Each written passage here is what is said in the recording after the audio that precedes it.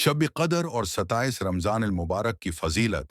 शब कदर की अज़मत। शब कदर वो मुबारक रात है जिसे कुरान मजीद में हज़ार महीनों से बेहतर करार दिया गया है।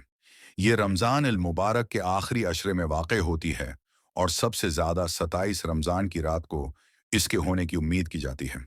अल्लाह ताली ने सूरह अल कदर में फरमाया, बेशक हमने उस कुरान को शब कदर में नाजिल किया, और तुम्हें क्या मालूम कि शब कदर क्या है। शब कदर हज़ार महीनों से बेहतर है। उसमें फरिश्ते और रूह जबरील अपने रब के हुक्म से हर हुक्म लेकर नाजिल होते हैं। ये रात तुलुए फजर तक सरासर सलामती है। सूरह अल कदर 1.5। शब कदर की खुसूस कुरान करीम का नुज़ूल। यही वो रात है जिसमें अल्लाह ताली ने लोहे महफूज से बेतल इज़्ज़त की तरफ कुरान नाजिल फरमाया, जिसे बाद में नबी करीम सल्लल्लाहु अलैहि वसल्लम पर तदरीजन फरिश्तों का नुज़ूल। इस रात में बेशुमार फरिश्ते ज़मीन पर नाजिल होते हैं और अल्लाह के बंदों के लिए दुआएं करते हैं।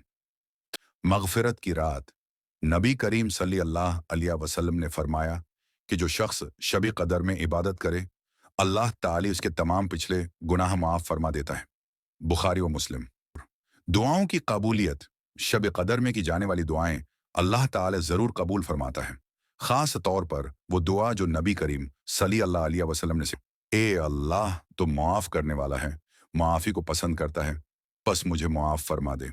27 रमज़ान मुबारक की फजीलत। बहुत से इल्मा का मानना है कि शब कदर 27 रमज़ान को होती है।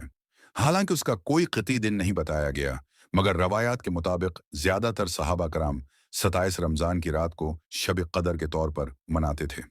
1। हज़रत उम्र और हज़रत इब्न अब्बास की राय।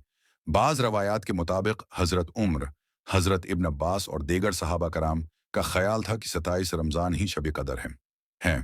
2। हज़रत अबी बन काब का कौल। एक रवायत में आता है कि हज़रत अबी बन काब ने कसम खाकर कहा कि शब कदर 27 रमज़ान को होती है, क्योंकि नबी करीम सल्लल्लाहु अलैहि वसल्लम ने इस रात ज़्यादा इबादत करने की ताकीद फरमाई थी। 3। इस्लामी तारीख के अहम वाक़यात। क़याम पाकिस्तान की बुनियाद।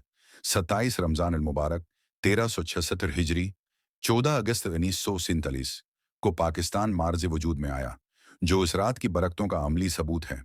बहुत से इस्लामी फतूहात, कई इस्लामी जंगों में कामयाबी रमज़ान के आखिरी दिनों में हासिल हुई, जिसमें अल्लाह ताली की मदद शामिल थी।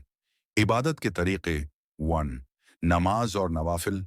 इस रात ज़्यादा से ज़्यादा नवाफिल पढ़ने चाहिए, ख़ास तौर पर तहज्जुद की नमाज बहुत अफजल है। 2। कुरान की तलावत। शब कदर में कुरान मजीद की तलावत करना सबसे ज़्यादा बाइस बरकत और सवाब है। इस रात दिया गया सिदका कई गुना बढ़ा दिया जाता है, क्योंकि ये रात हज़ार महीनों से बेहतर है।